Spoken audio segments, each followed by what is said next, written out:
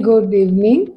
I am Dr. Deepa, so the Medical Director of ADA Diabetes Center and Eye Care.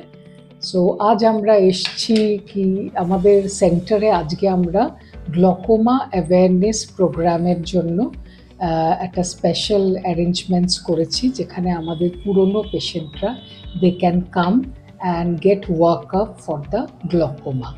নাও তার আগে what is actually glaucoma, মানে গ্লকোমাটা basically কি আমরা একটু discuss করব, এটার ইম্পর্টেন্সটাই বা কী।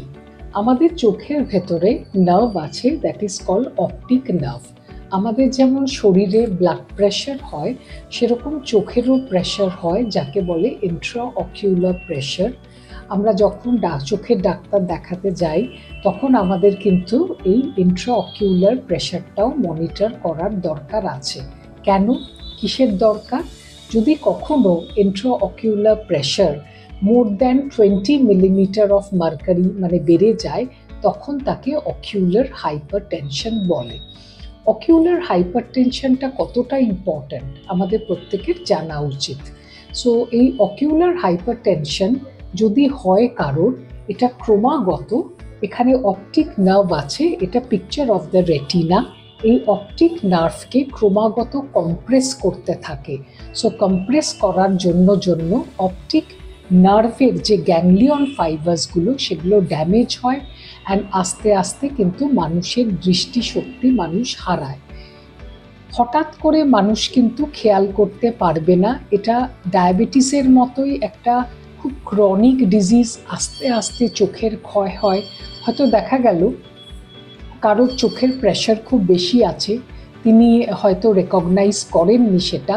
আস্তে আস্তে অপটিক নার্ভ কম্প্রেশন হতে হতে হঠাৎ একদিন তিনি রিয়েলাইজ করলেন যে দুদিকের ফিলটা তিনি কিন্তু দুপাশের ভালোভাবে রিয়েলাইজ করতে পারছেন না বা দেখতে পাচ্ছেন না। তার জন্য তখন যদি কিছু টেস্ট হয়, যেমন অটোমেটেড পেরিমেট্রি, মানে যেটাকে ফিল টেস্টিং বলে, চোখের প্রেশার দেখা, এগুলো করলে তখন এই গ্লকোমা ডিটেক্ট করা যায়।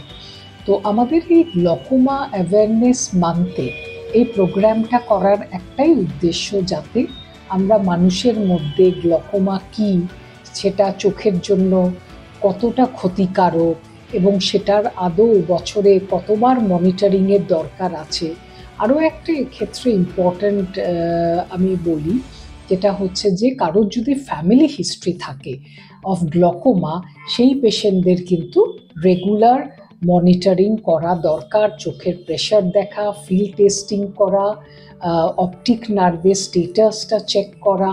কেন কি যা দেখা গেছে স্টাডি করে যে যাদের ফ্যামিলি হিস্ট্রি অফ গ্লকোমা আছে তাদের অনেক বেশি চান্সেস হচ্ছে পরবর্তী জীবনে গ্লকোমা ডেভেলপ করার।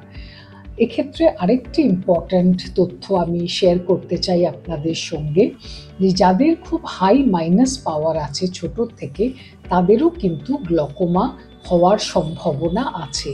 তো সেক্ষেত্রে যে সমস্ত ছেলেমেয়েরা খুব হাই পাওয়ার নিয়ে জন্মাচ্ছে বা হয়তো মিডল স্কুল এজে বা তার পরবর্তী ক্ষেত্রে অনেক বেশি হাই মাইনাস পাওয়ার আছে, -4, 5, 6, তাদেরও কিন্তু বছরে একবার করে গ্লকোমা জন্য মনিটরিং করা দরকার।